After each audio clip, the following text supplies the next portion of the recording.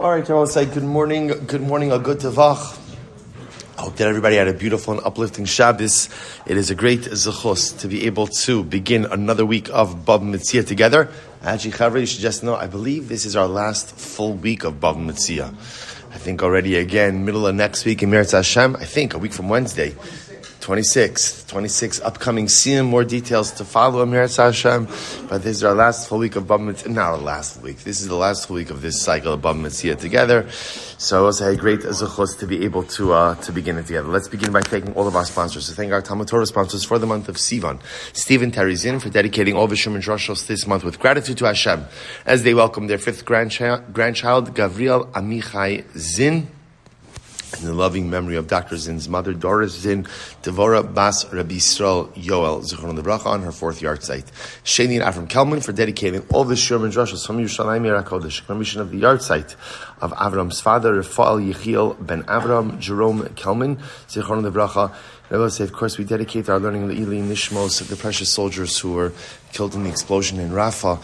Sergeant Elio Moshe Zimbalist, Sergeant Itai Amar, Staff Sergeant Stanislav Kostarev, Staff Sergeant R. Blumovitz, Staff Sergeant Oz Yeshaya Gruber, Captain Wassam Mahmoud, Captain Eitan Koplovich, and Senior Staff Sergeant Elon Weiss. Incredible and overwhelming losses for Klal Yisrael. We hope that in the merit of our Talmud Torah, these precious Neshamos Lav and Aliyah, their families in Nechama, all of our hostages should be brought back to their home, to their land, to their families. Our soldiers should be Matzliach B'chol Ma'aseh Yadeim and come back to their families B'shalom and B'karov. With that, let us begin. A lot to do today. Today's daf is Kuf Tes 109, and we are picking up at the Mishnah on the top of Kuf Tes. The Mishnah says as follows: Hamekabel sada mechavero l'shalom mu'ata. So what's a very interesting case here? A person receives. And shir dedicated today by Alan and Sumarowitz in honor of the bas mitzvah of their granddaughter Penny. Mazel tov to Maris Mishpacha. Thank you, Alan. Shvizoch Hashem to see her grow into an incredible bas Yisrael. Continued nachos for Alan and Sue for many years to come. Dori Doris, a beautiful Yiddish nachos. Mazel tov. Hamekabel sada mechavero l'shalom mu'ata. So a person goes ahead. So here's the case. I lease the field from Ruvain for a relatively small number of years. Now Rashi points out over here that the definition of small number of years is less than 7 years. We'll see why this number is significant in just a little bit. So if you go ahead and you lease a field for less than 7 years, lo yizra'enu pishtan, you should not plant flax in the field. So apparently flax, while it is a very profitable crop, also depletes the soil significantly.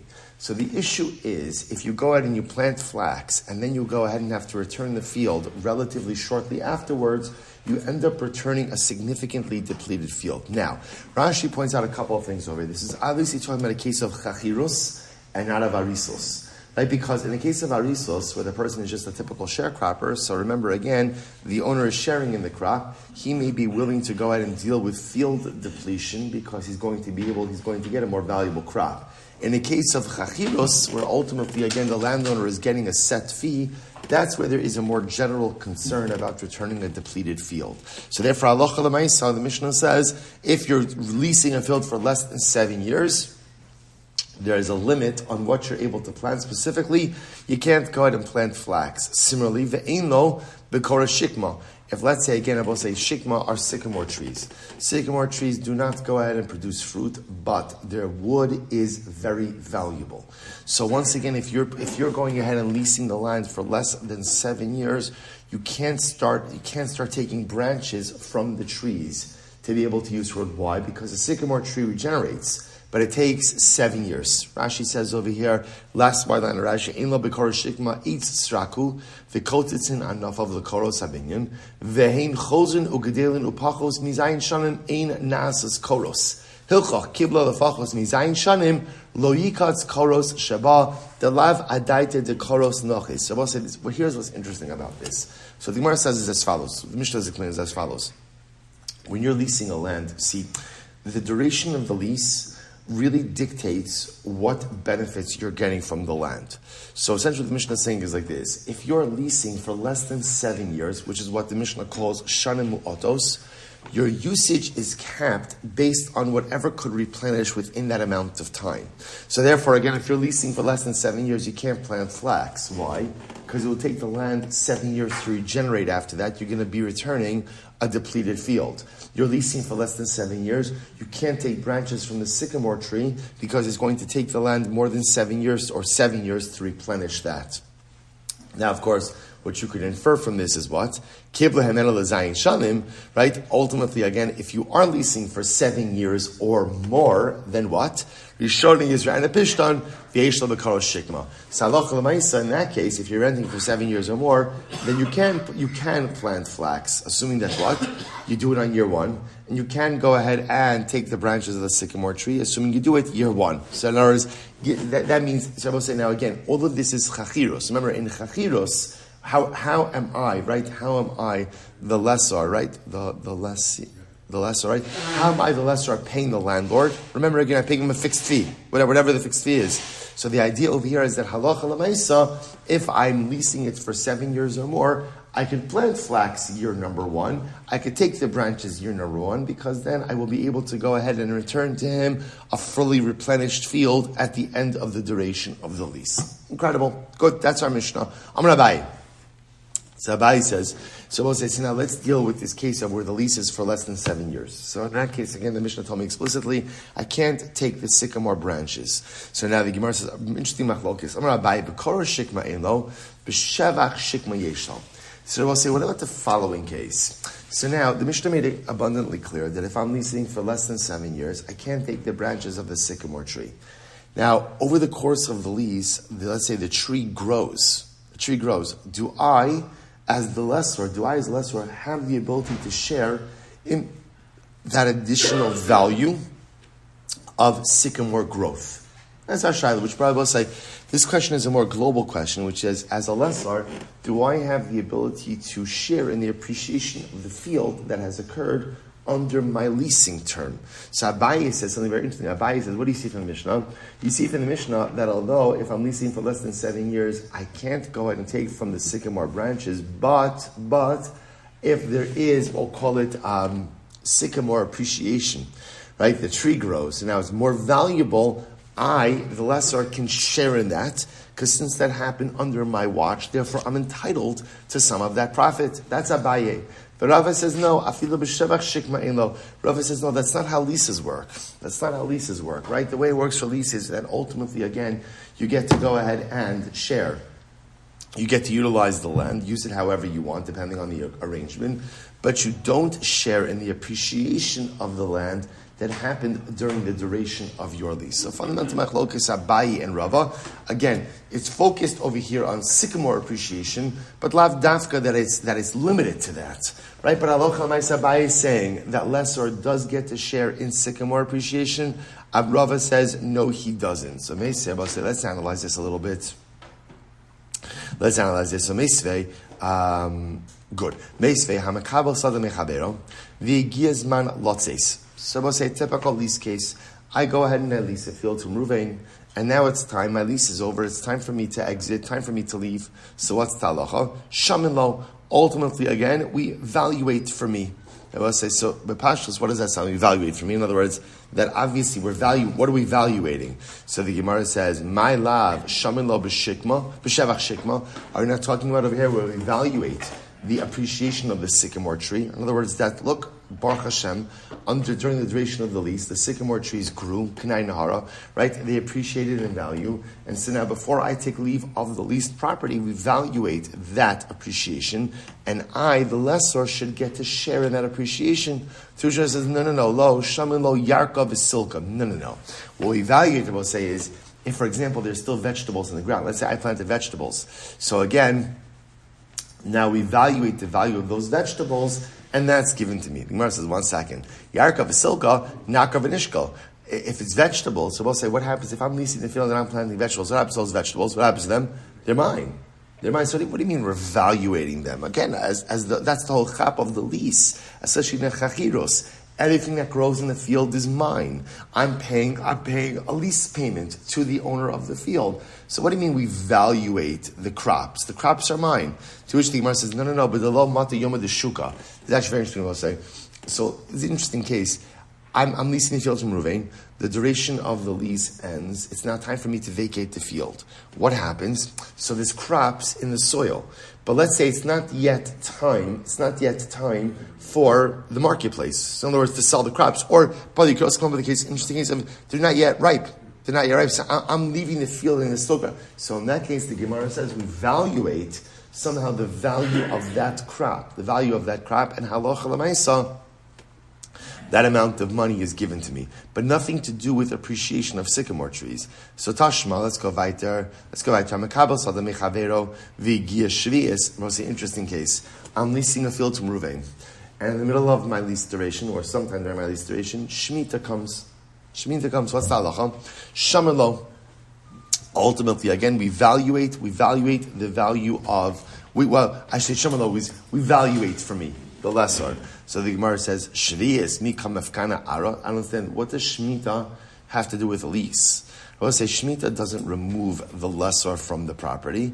Ela ema hamakabel sadam echavero v'yegia yovel shamelo. Oh, it must be like this. I leased the field from Ruvain, and I will say in the middle of the lease, what happens? Yovel comes. I will say now what happens to Yovel? Yovel, land goes back to its original owner. So the Gemara says, but still, vakati, Yovel mimafkana kablanos, letzmisos amarachmana. Well, it's very interesting. Yovel doesn't touch leases, right? What does Yovel touch? What does Yovel impact? Sales. And as well say, the pasuk by Yovel says, La'aretz lo simacher letzmisos. The land shall not be sold in perpetuity. So you see from here, the only thing that Yovel touches are sales. Yovel doesn't touch leases. It's actually interesting halacha. So if you're in a long-term lease and Yovel comes along, Yovel does not go ahead and in any way uproot that lease. So what's going on over here? So Ella ema halokech salamechavero v'gia Yovel. Rather, we'll say here's the case. The case is I purchased a field from Ruvain. And what happened? Yovel comes along. So as I say, now obviously the field is going to go back to Ruvain because that's what happens. That's what happens in the midst of Yovel. So the Gemara says, V'yigeh Yovel shamelo. So it's very interesting. So what's the halacha? The halacha is that when that field goes back to Ruvain, what we do is like this. We do look at the valuation, or I should say the added value that I have infused into the field, and that's given back to me. Shomelo means we evaluate it. So the Gemara says, V'chi teima, so we'll say, so now, again, let's remain focused. What are we trying to figure out over here? We have an interesting machlokes abayno. Here's the Mishnah told me. The Mishnah told me if I'm leasing for less than 7 years, then halacha l'maisa I can't take sycamore branches, right? Why can't I take sycamore branches? Branches on the sycamore tree, why not? Because they don't replenish. And I have to return the field back, right, in the way in which I received it. I can't return back a depleted field. So now, I can't take the branches. The shaila is, if the sycamore trees, Kenai Nahara, grew during the duration of my lease, do I share in that appreciation? Machlokes Abaye and Rava. Abaye says yes, Rava says no. We're trying not to figure out who is correct. So now, here's what's interesting. It sounds like from this case, what's this last case? I bought a field from Ruvain, right? During the duration, after I bought it, Yovel came. What's the halacha? I have to give back the field to Ruvain. But before I give it back, what does the halacha say? Shamelo.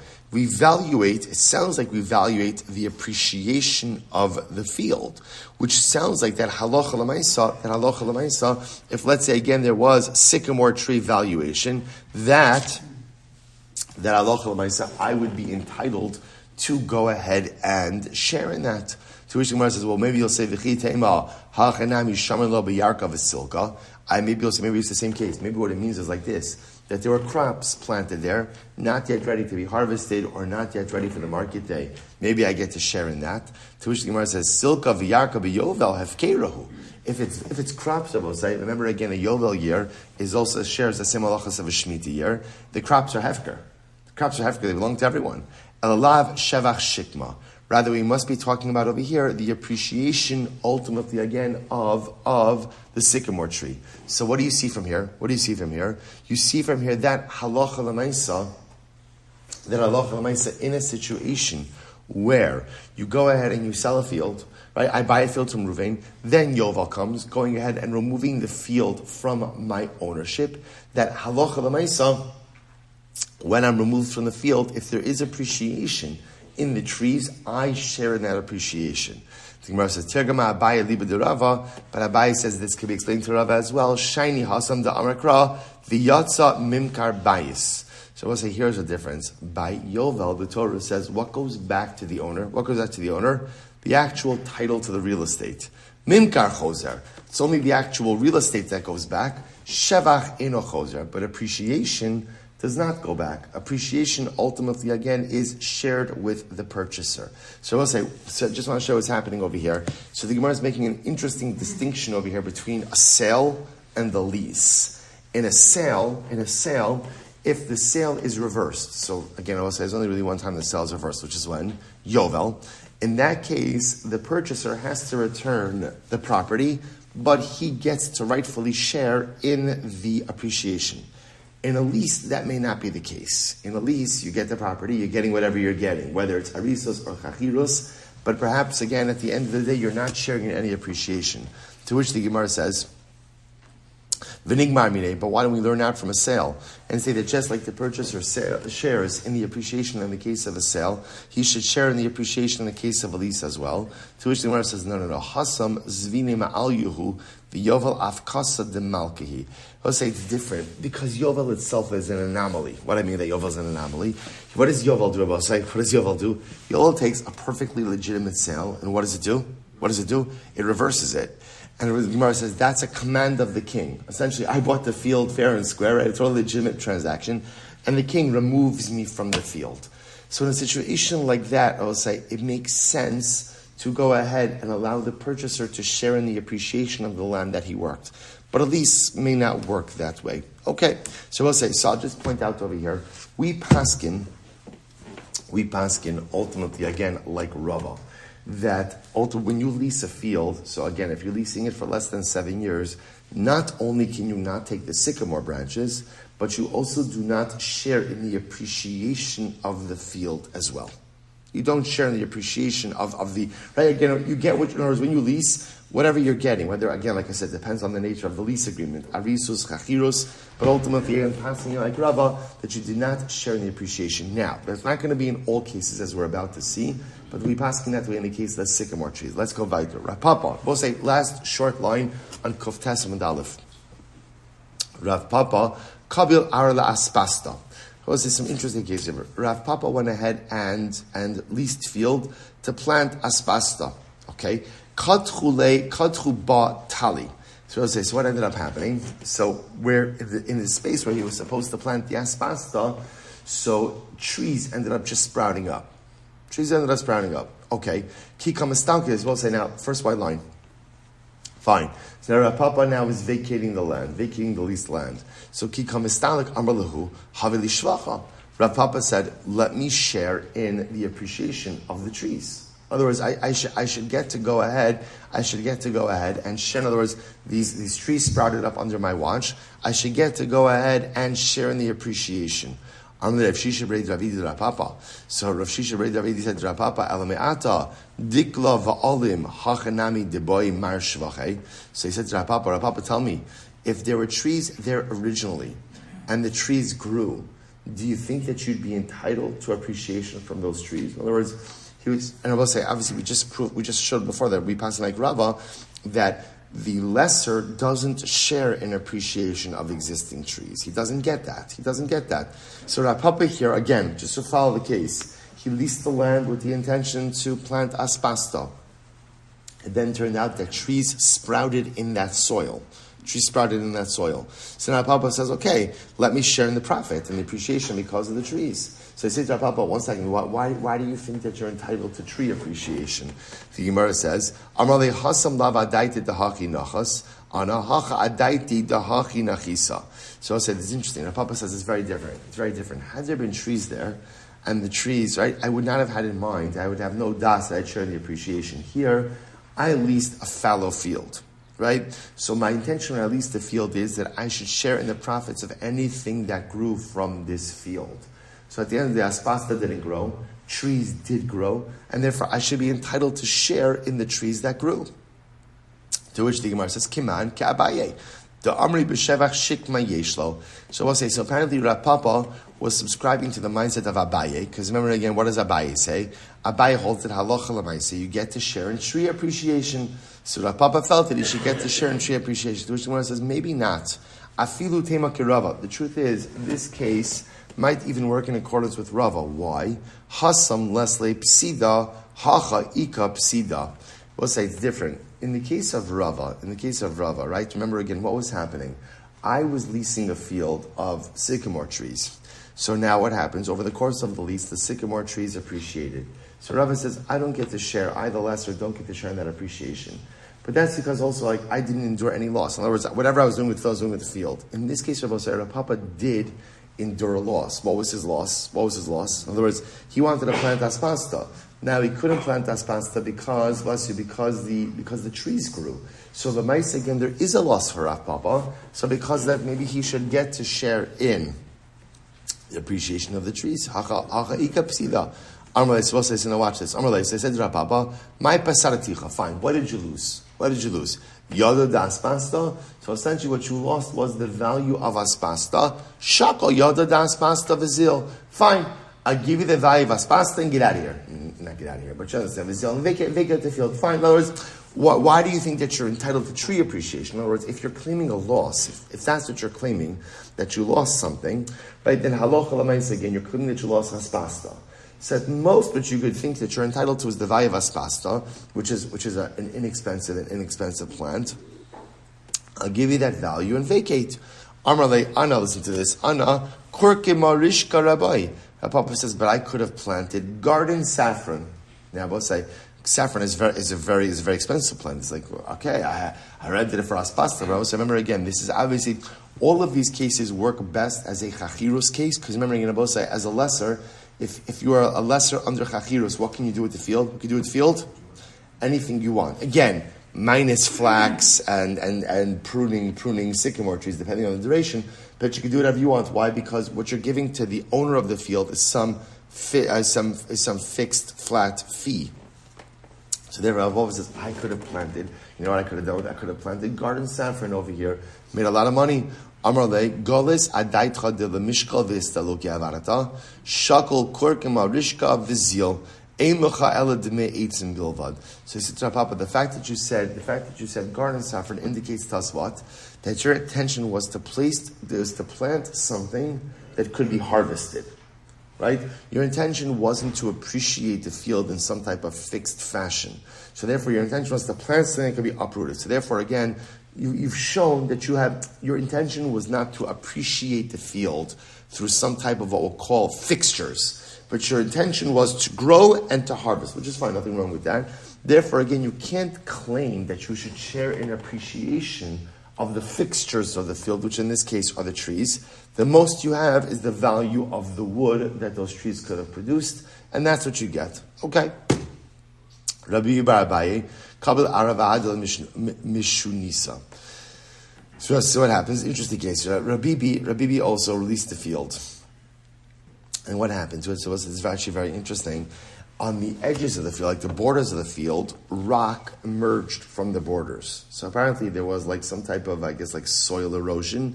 And as a result, the rocks raised out of the field. Rocks came out of the field. And I will say now, just to understand, this was by the borders of the field, right? So this was not at all in the areas in which Rabbi was planting. So what happens? The Gemara says, Kadchu be zardasa. Trees then also sprouted up on the rocks. In other words, so if you can imagine over here, he leased the field, right? Then the rocks went ahead and came up on the edges. Obviously, again, there's soil in between the rocks, and trees sprouted up in the soil in between the rocks. Kikamistalik. So now, when Rabbi was vacating the field, Amar lahu havoli shvachai. I should share in the appreciation of those trees. In other words, that again, those trees sprouted up while I was leasing the field. I should share in the appreciation. Amara papi mishum da'asisu mimuloi amrisu mili mulaisa. I suppose these are actually very strong words. So he said literally again, because you come from stunted people, you say stunted things. Now what does that mean? Those are fighting words. The Gemara says like this. So Rashi says over mimuloi mi beis eli.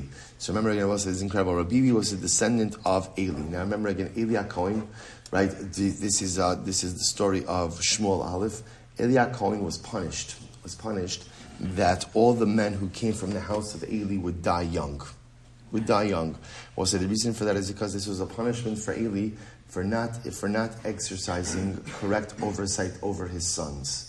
Right? His sons, Chafni and Pinchas, abused their positions of power within the Mishkan. So Eli apparently knew about it, but didn't do anything about it, and because of that, he is held responsible. The punishment is that the men descended from Eli ultimately, again, die young. The Gemara points out that there were certain great people who descended from Eli who lived a longer time. So the Gemara attributes their longevity to two things: Torah and Chesed. Torah and Chesed. So we'll say, you see from the power of Torah and Chesed, that even if there is literally a death sentence hanging over you, Chas v'Shalom, Torah and Chesed have the ability to go ahead and upend even a divine decree. Powerful. So in any event, he said to Rabbi, what are you talking about? Right? That's most, it's because you come from stunted people, you say stunted stuff. Even Rav Papa, who said before that you should get to share an appreciation, Rabbi said that's only when there's a loss. Because remember again what happened in Rav Papa's case, right? Rav Papa wanted to plant aspasta, and then the trees came up. Okay, so you could taina that literally again the newly emerged trees caused Rav Papa a loss.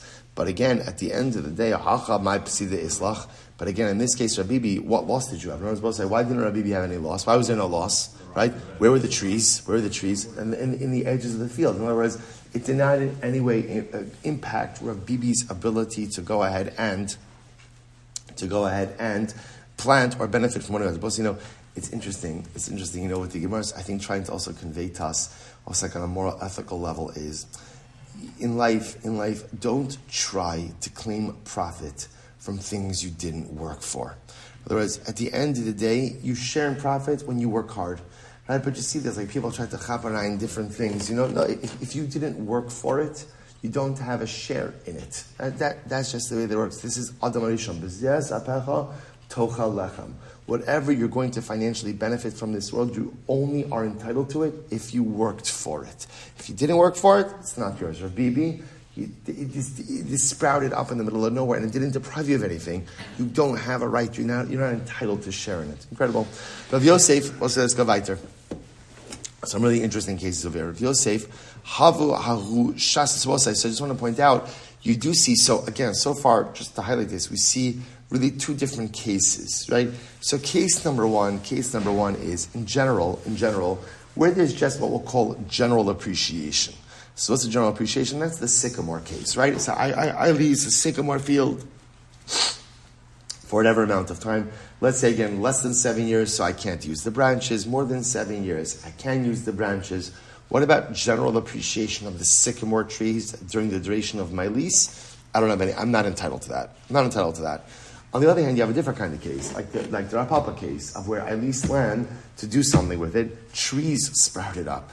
So now in that kind of case where the sprouting up of the trees prevent me from doing what I want to do with my field, so then I do have the ability to share at least in the value of the wood that those trees would produce, because it prevented me from doing what I wanted to do. Third case is where appreciation happens, but it has nothing to do with anything that I'm doing in the field. That's the Rav Papi case, or Rabbi case, The Rabbi case, where again, trees sprouted up on the borders. So again, nothing to do with me. I didn't work for it. I didn't invest in it. Nothing in that case. I don't share in any of it. Okay, let's go weiter. Rav Yosef, Havaleahu Shasla. Rav Yosef had a Shasla. What's a Shasla? Rashi says over here,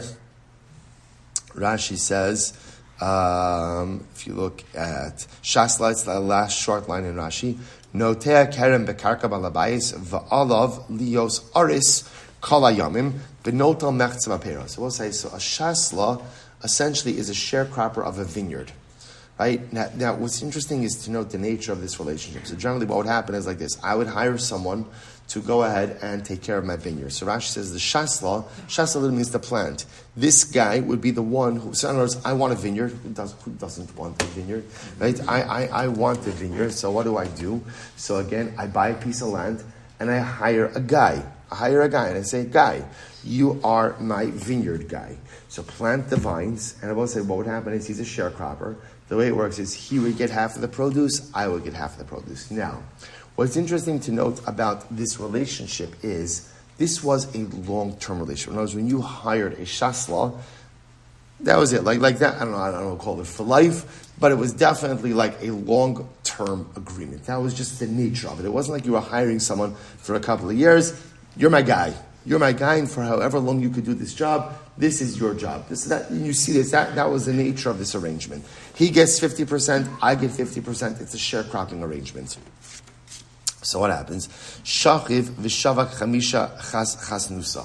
So what happens? So Rabbi Yosef hired this guy. He died. Now he left behind 5 sons-in-law. Now so just to be clear, it's not the pshat that family automatically inherits this position, right? But Lamaisa, the sons-in-law clearly wanted the position, right? They wanted to continue their father-in-law's work.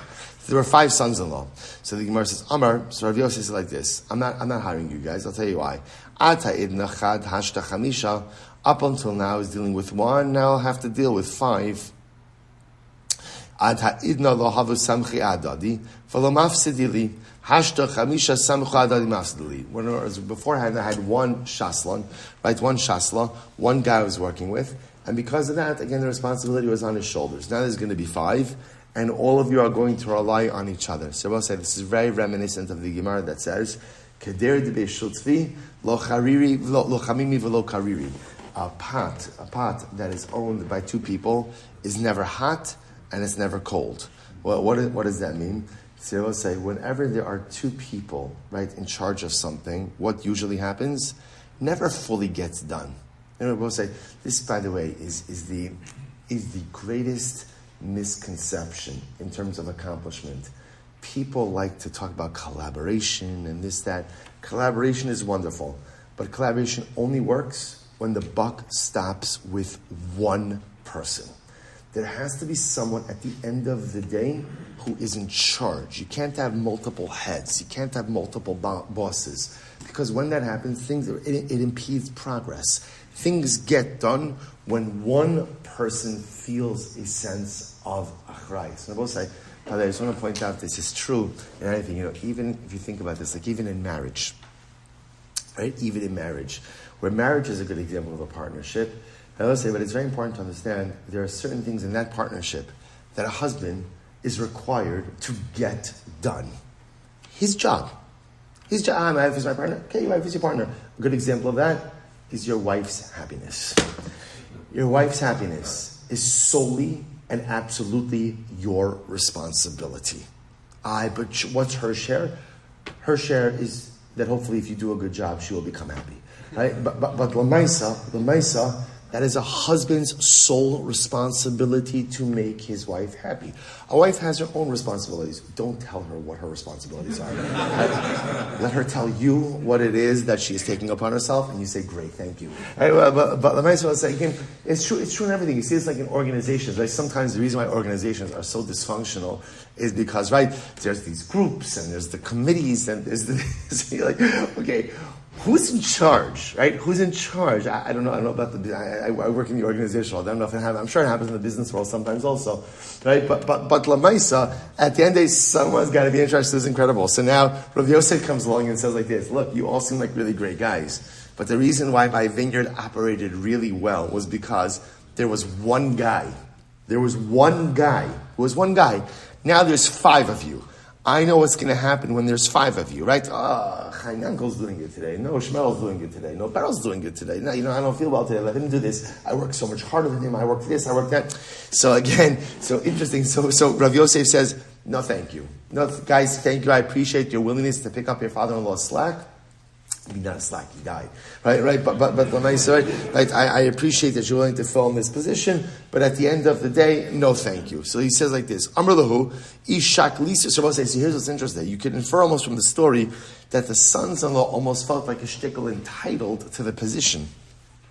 So he says, so Rav Yosef says to them, Amrlu ishak lisu shavachayu mistalkimutav veilav misalkina lochu below shvacha. So ultimately, against Rav Yosef says, listen, here's what I'm willing to do. I'm willing to go ahead and share with you. Willing to share with you the appreciation, right? I'm willing to go ahead and share with you. Have a great day. Something I said? I said barrel. I used barrel as the example. So the Gemara says as follows. So the Gemara says, so Rav Yosef says to them, listen, I'm willing to share with you the appreciation. If you take it and leave, shkoyach.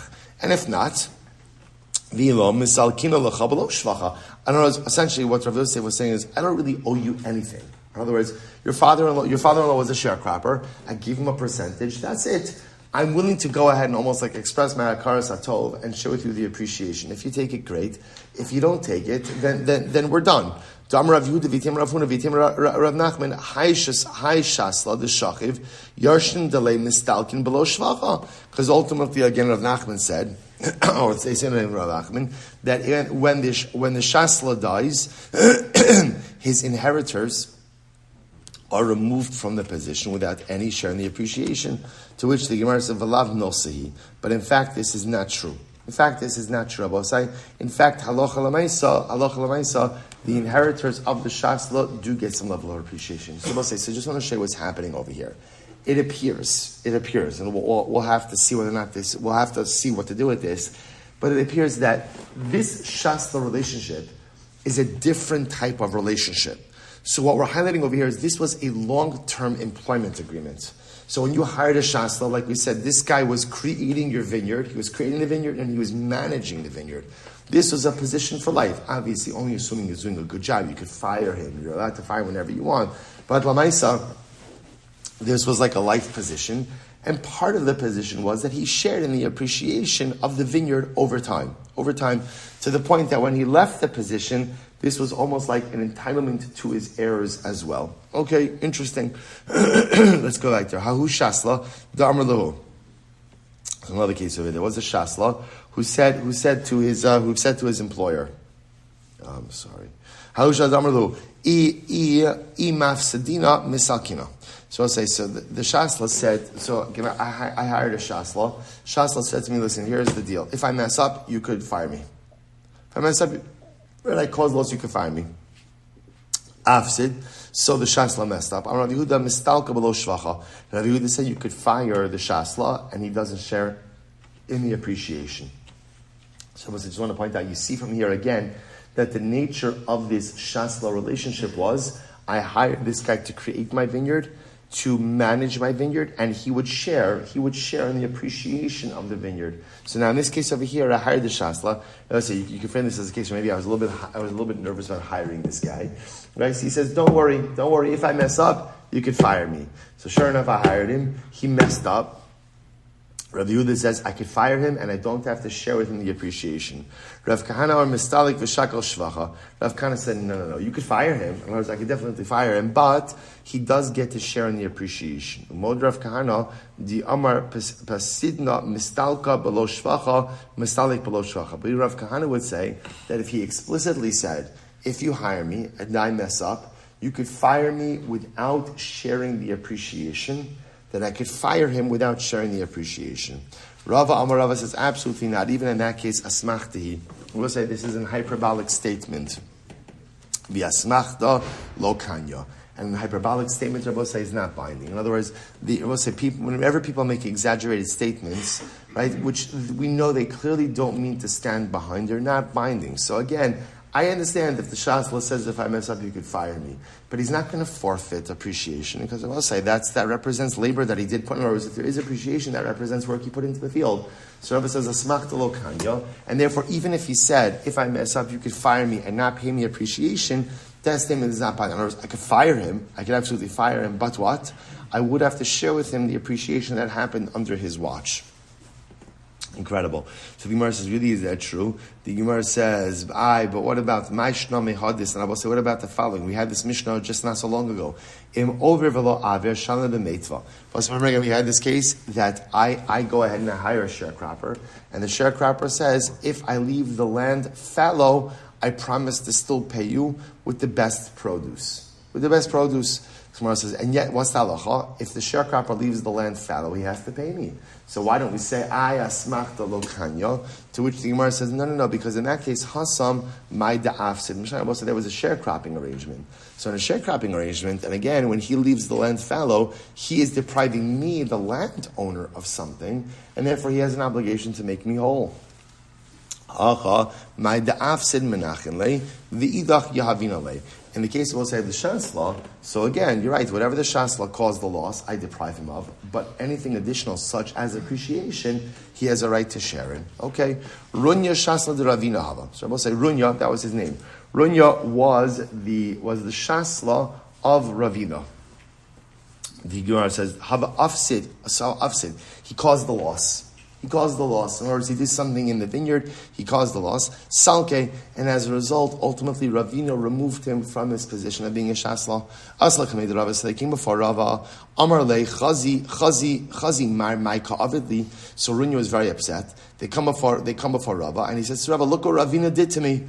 Amar le shapi Ravid. So essentially, again, Rava said, Shkoyach. Yeah, in other words, it makes sense. Why wouldn't Ravina remove you from your position if you messed up? I would say this is a very important yisod. It's a very important yisod. I would say there is no such thing in life as entitlements to anything. Right? If you do a bad job, you are not entitled to keep it. That's the way the world works, right? You're only entitled, at least it should be the way the world works, right? So again, halacha l'maisa again, if you do a good job, you should, let's say in general, you see, by the way, you see this, right, this backward pendulum swinging, right, against DEI and against all of this stuff, right? Why? Because there's a recognition that you should have what you have in this world because you've earned it. Because you've worked hard for it, not because of any other independent reason. So Runya is all upset that he's been fired. Ravina's like, Rava's like, what do you want? You did a bad job. You did a bad job. So why should you have the position? Why should you have the position if at the end of the day you did a bad job? Amarle, halo hasrabi. It's incredible. I was never warned, right? So Gemara says, Amarle, lotzich lahasros. You don't need a warning. You don't need a warning. I will say, by the way, this is also, I just want to point out, it's just so interesting that sometimes we think that some of the mindsets that we encounter today are new. Right? They're not new.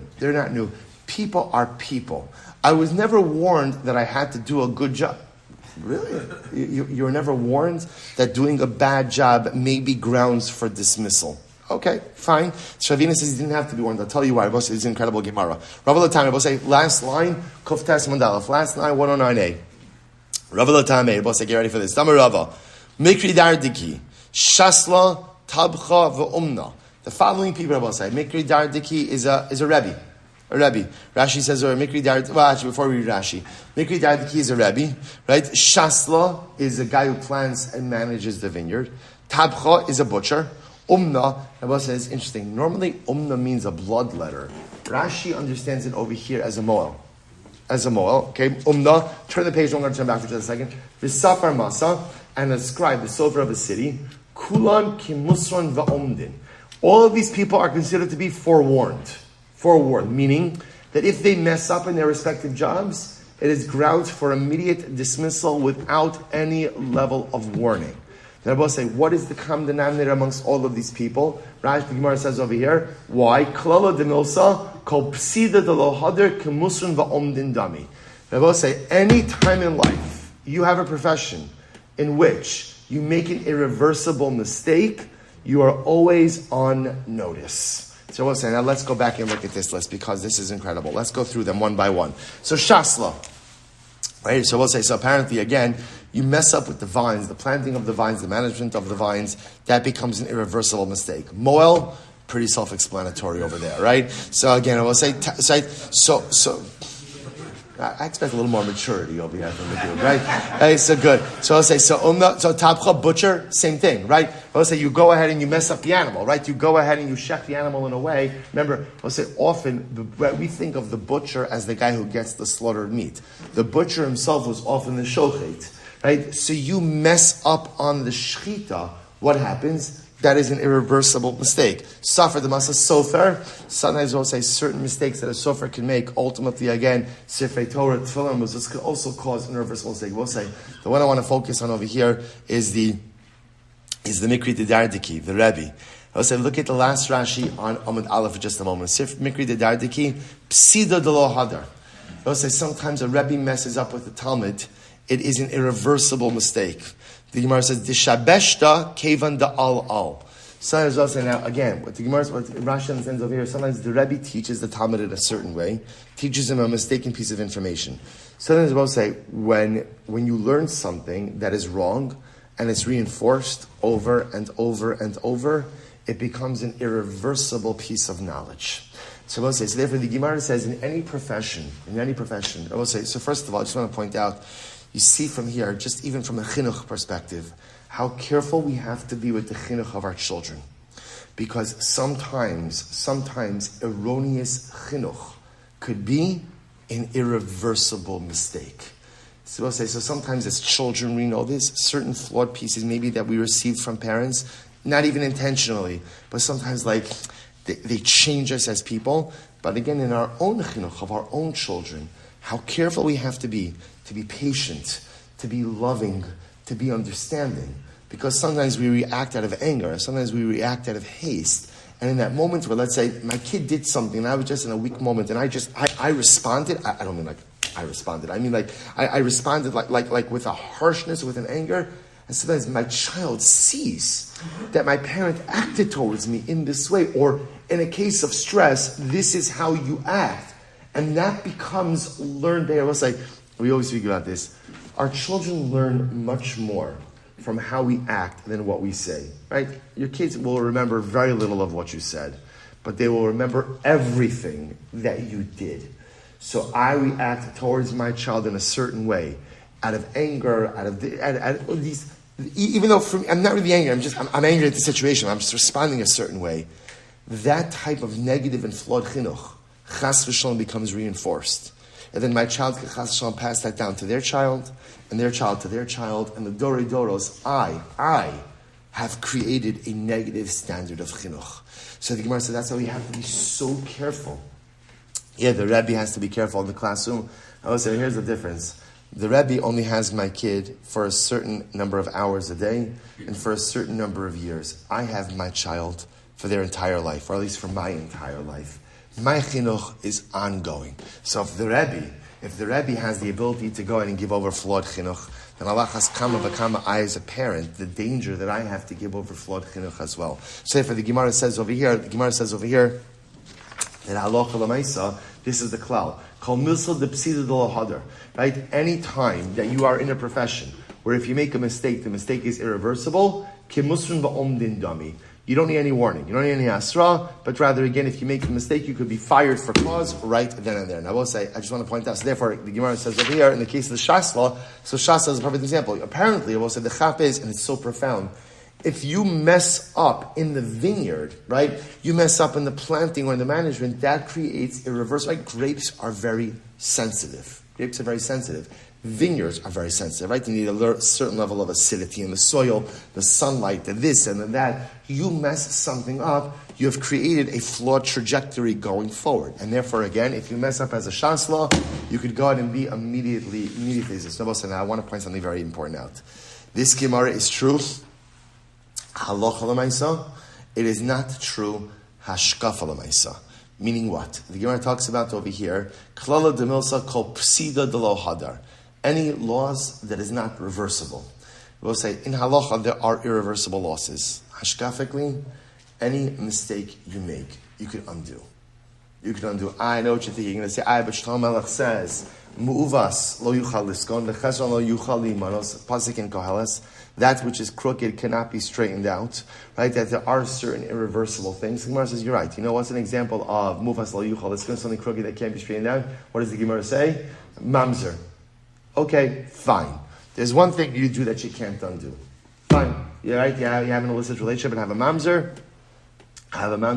You can't undo that. So I'm asking, let's not do that. Okay, good. So I said, now fine. So let's take that off the list. I was saying, but aside from that, right? Aside from that, any mistake you make, you could undo. Maybe you can't fully undo it, right? Maybe you can't fully reverse it. I was saying, sometimes like we make mistakes and we're so upset at ourselves for making the mistakes because we feel like we've created irreversible damage. And so we give up. It's not true, but say, anything you do, you could reverse. Maybe not fully, maybe not completely. Maybe you can't absolutely and totally erase it, but there is no such thing as a mistake. If you can't undo it, you can at least mitigate it. If you can't undo it, you can at least lessen it. Never give up on the ability to fix the things that you've broken. Like Rabbi Nachman says, if you believe that you have the ability to destroy, you have to believe that you have the ability to build, it ever said, right? And so often we know we could destroy because we've all destroyed stuff in life, right? But we forget that we have the equal and even stronger ability to rebuild. Anyway, let's go weiter. We'll say, Kuf Tesam Beis 109b, 3 lines down, 3 more minutes. Hu shasla damar lahu, avli shvachai, teba'ina l'meisek la'ared Yisrael. Wow. There was this shasla. Shasla says to the landowner, right, to the landowner, give me appreciation. I want to make aliyah. Right? I want to go to Eretz Yisrael. I said, remember, this makes a lot more sense in the context that we spoke about before, that who was the shasla? The shasla was the guy that you hired to go ahead and plant the vineyard, maintain the vineyard, and this was a long-term relationship. So in this case over here, right, the shasla is saying to the landowner, I want to make aliyah, so give me the shelach, give me the appreciation, let me go. So Shmuel, they came before Apar Bar Shmuel, Amar Lahu, Halu Shvachei. So good, pay, you're right, give me the appreciation. However, the Gemara is not talking about exactly how you are measuring that, but however you're measuring it, give him his appreciation. Amar Rava, Ihu Ashbach, Arla Ashbach, what? The shasla should be entitled to the complete appreciation. He didn't do all the work. The earth also did some of the work. In other words, I shouldn't have to split the total amount of the appreciation because the shasla didn't do all of the work. The soil also did work. You're right. I don't mean all of it. I mean half of the appreciation should go to the shasla. Here's the problem. Now I'll say up until this point in time, the way this, remember again, like Rashi said before, the way this type of shasla sharecropping agreement worked was the shasla would get half and the balabayis would get half. Hashta bay lemesav mansa la'arisa. So here's the problem. Now that the shasla is leaving, what do I have to do? Right? The landowner says, what do I have to do? I have to bring in a sharecropper. Right? In other words, like, very nice shasla, I'm so happy for you making aliyah. That's good for you. Right? Yay for you. Right? But Lamaisa, now you're leaving. If I have to pay you half of the appreciation, and then I also have to bring in a sharecropper, I'm going to be suffering a loss. You're right. I mean, pay the shasla a quarter of the appreciation. That way, again, the landowner gets his share. Shasla gets some portion, and there's still money left over to pay for the sharecropper. Savra Rashi the Meimar Riva Dahu Danka. So Rashi said, really, that's a quarter. That's actually a sixth. Damra b'yunim b'reid Rav Nechumi ma'asra d'shakal shasla palga va'arisa tilsa. Because we're talking about a case where the shasla would normally take half. The aris, a regular sharecropper, would take a third. Therefore, high shasla debay les taluke. Therefore, whenever the shasla wants to leave his position, yavim le shivcha, we pay him his appreciation. Or misalkina le kihechi delo nintiye hefsa the balabai. So this is very important. The Gemara I'm saying is like this. If the shasla wants to leave, of course it is his prerogative to leave, and it's also his right to share in the appreciation. But the shasla's share of the appreciation has to be reflective of the fact that now the balabayis has to hire someone else to do the job, and the balabayis should not be put at a financial disadvantage because the shasla wants to leave. So therefore, essentially, your sharecropper's salary is going to have to come out of the shasla's appreciation chelik. Therefore, we'll say, if you say that the quarter of the shasla is really a six, shapir, because again, I will say that diminished amount, the six represents that we're taking out the sharecropper share from the shasla share. But if you say it's an actual quarter, so the Gemara says, Kamati leipsila balabayis. Ultimately, again, that will result in a loss to the balabayis. To which the Gemara says, Palgadanka, Amrlei, to which he said, Amrlei Rav Acha,